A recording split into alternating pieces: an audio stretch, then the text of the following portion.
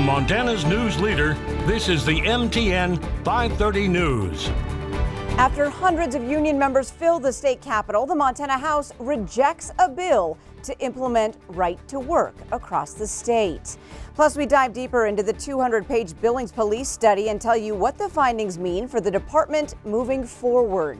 And today, President Joe Biden promises that the federal government will ramp up vaccine production with hopes of having enough doses for all Americans by the end of May.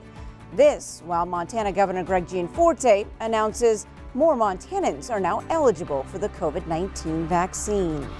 Good evening, everyone. Thanks for joining us tonight. I'm Jeanelle Slade. Well, starting next Monday, Montana will open Phase 1B plus of the COVID-19 vaccination plan. The new additions include people between 60 and 70 years old and those 16 and older with additional medical conditions like asthma, cystic fibrosis, and liver disease. Montana is getting more first vaccine doses, including the new Johnson & Johnson vaccine. And many health leaders say they are about halfway through vaccinating people in their counties in Phase 1B. Well, Gianforte says with this addition, the vaccine will now be available to the populations that account for the vast majority of COVID-related deaths and hospitalizations. While I wish every Montanan who wanted the vaccine could get one today, the reality is that our supplies are very limited. The best thing we can do for our neighbors is prioritize Montanans who are most at risk of serious complications or death from this virus. And that's what Phase 1B and Phase 1B plus do. Now, state leaders estimate another 100,000 Montanans or more will be eligible for vaccine during Phase 1B plus. Well, tonight we're hearing from Billings police surrounding a 200-page report that takes a magnifying glass to the practices of the department. Q2's Andrea Lutz breaks down some takeaways from the report and gets response as to how police plan to move forward. 200 pages of analysis from the Center for Public Safety Management. All of this geared toward improving the operations of the Billings Police Department. You have the data and then you need the context to go with the data. But there's little in the report aimed at ways to actually bring crime in our city down. While we can put a lot of assets towards running efficiently and help us towards that goal, at the end of the day, officers on the streets is one of the number one priorities for that. Billings police operate out of multiple facilities. As a result, staff have to routinely travel between those facilities to perform essential work functions, something that's inefficient. So they suggest the department pursue opportunities to acquire and relocate to a police facility. For us to be able to house 80 police cars in an evidence facility in the downtown area, that's just not feasible. And then the other options are, if you do to go to a facility, even if you did have money for that, then you would be moving your services to a maybe other location that wouldn't be accessible by other people. The report finding some assignments need immediate and urgent additional staffing. So there's the recommendation to start utilizing civilian staff, something called police service officers. That could save money for the department and improve work quality. They suggest the department creates a civilian work ladder through those police service officers. I think the response is going to be that's going to cost money. Even even at a CSO, you're looking at roughly with benefits package about $75,000 a year per person. Response time seems to be an area of focus in the report, handing down a suggestion that the department work with 911 dispatch to identify what's causing those excessively lengthy response times for high-priority calls, which are about 12 minutes. The report says the dispatch delay is roughly 7 minutes, which is excessive, leaving officers in the field unaware of an impending emergency. And in similar reports done for cities the size of Billings, the average dispatch delay response time was just 2 minutes. And our dispatch always prioritizes sending officers and responding to crimes against persons in progress. So if you have 9 officers over 3 shifts, roughly 27 to 30 officers per day who are responding to anywhere between 250 and 300 calls for service a day. One officer's already out dealing with an accident, or you might have 2 or 3 tied up who are doing traffic control to make sure it's safe. and then you have an in progress in the same area.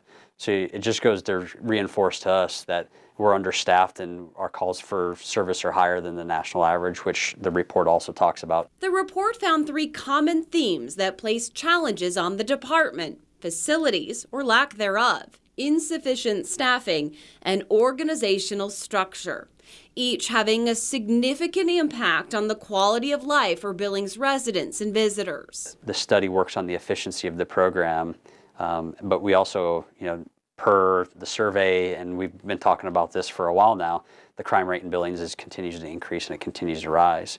And one of the ways to help deal with that is to increase the amount of officers on the streets. The report gives plenty of kudos to Billings police on many levels for practices and protocols that are already in place. And they say it's good to have an outside perspective. Still, BPD says additional officers remain a high priority. And so we're not arguing with anything with the data, and it's great to have somebody come in and take an outside look at your organization and give you recommendations. I think it's a healthy way to approach. But then we also add the context to it of, there are reasons why we're doing what we're doing now, and we're going to take those and we're going to reevaluate them. In Billings, Andrea Lutz, MTN News. All right, thanks so much, Andrea. You can find the full report on our website at ktvq.com. Well, a man suspected of setting 2 Billings homes on fire this past Friday is being held on a $110,000 bond. Court documents state 28-year-old Jackson Herring was spotted sleeping in his Jeep behind a home on the 600 block of Broadwater Avenue prior to the first fire. Now, flames broke out around 11 Friday morning. Then nearly 2 hours later and 2 blocks away, another fire broke out in a home on the 500 block of 5th Street West. When officers arrived on that scene, they found Herring with an airsoft rifle. When arrested, Herring was found with 2 lighters and several stolen items from the 2 homes. Herring is being held on burglary and assault charges, but is also being investigated for several other criminal charges, including arson. Well, by a wide margin, the Montana House today rejected a bill to implement right to work in the state. As MTN's Jonathan Ambarian reports, it's one of a series of bills restricting unions that have fallen short at this legislature this week.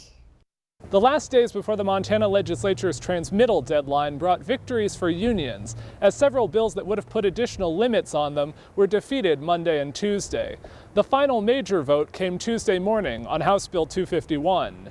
The bill, sponsored by Republican Representative Caleb Hinkle of Belgrade, would have said people can't be forced to join a union or pay dues or fees as a condition of employment. It went down 38 votes to 62. The decision came after 2 days where several hundred union members from around the state filled the Capitol as a show of opposition to HB 251.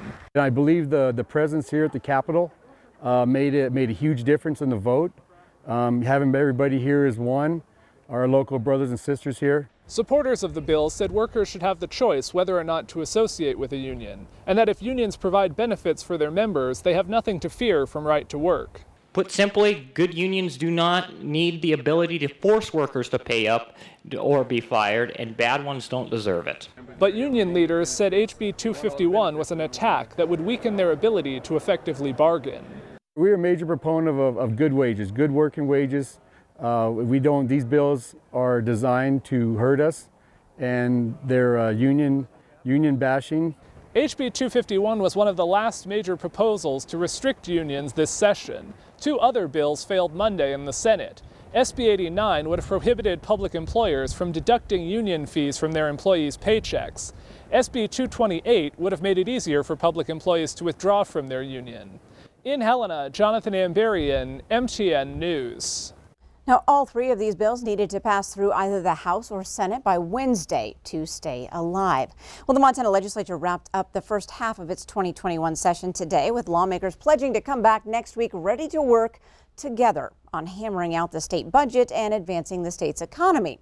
But in the Montana House, some pointed partisan exchanges have led Democratic leaders to accuse some Republicans of abusing their majority power to mistreat members of the minority and breach decorum. MTN Chief Political Reporter Mike Dennison reports. At the close of last Saturday's House floor session, Democratic State Representative Mary Ann Dunwell of Helena rose to say that she'd been harassed, intimidated, and bullied when presenting a resolution 4 days earlier. Her resolution asked that Montana as a state declare white supremacist neo-Nazi violence as domestic terrorism. As Dunwell attempted to make a point after some tough questions by Republicans on the House Judiciary Committee, Chairman Barry Usher cut her off. Now you're muted and I will speak. And if you continue, I'll just drop you off the call. As the sponsor, you do not have any point of privilege. It's not appropriate in this committee. It's not appropriate as you as the sponsor. Are we clear? The combative hearing continued and ended with Usher not allowing Dunwell to close. Republicans on the panel immediately voted to kill the bill. House Democratic leaders later denounced the treatment of Dunwell as disrespectful and malicious, but said it wasn't an isolated incident. During floor debates, Republican chairs have sometimes disallowed Democratic comments, saying they're not specifically on the bill. One such exchange prompted this response from Representative Jonathan Windyboy when he was told not to mention racism during a debate on a bill banning sanctuary cities. Racism does exist here. I know because I got surrounded by 5 cops 2 months ago in the city. Representative, we're not saying racism doesn't exist. We're trying to state the language of the bill. Let me finish. I'm not being censored, I told you, and I'm not going to sit down and shut up. 10 days ago, Representative Marica Farrell of Helena stood to object to what she saw as disrespectful treatment of fellow Democrat Jim Keene of Butte on the House floor. People were shouting out and saying things to the point where it sounded like heckling. And so I would ask that we stop and think, what's more important in our own minds, to be right or to be kind? And just this week, Republican Representative Derek Skees of Kalispell apologized for ramming through a bill in committee without allowing Democrats to vote, an action that was reversed on Monday when Democrats did get to vote. On the House floor earlier that day, Republican House Majority Leader Sue Vinton of Billings said her caucus regretted that action and urged all members to remember decorum. We all agree that this House is deserving of our respect and civility, even during the most stressful of times. Looking forward, House Republicans pledge to redouble our efforts to conduct ourselves in a manner befitting the People's House. Yet Vinton also fired off a letter Monday blasting Representative Dunwell, saying she had impugned the reputation and character of Republican House members and could be subject to censure. Dunwell told MTN News that Republicans could censure her if they like, but would not silence her.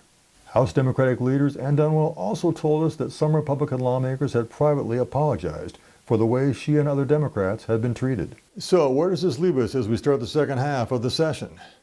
As we said, GOP leaders and some rank and file want to work together with a minority when they can. But they still hold big majorities and they have the votes to do what they want. Reporting from Helena, Mike Dennison, MTN News. Thanks, Mike. Now, lawmakers will return to Helena for the second half of the session next Monday. Up next on tonight's MTN 530 News on Q2, time to put your best foot forward. Dancing with the Big Sky Stars takes on a different twist this year.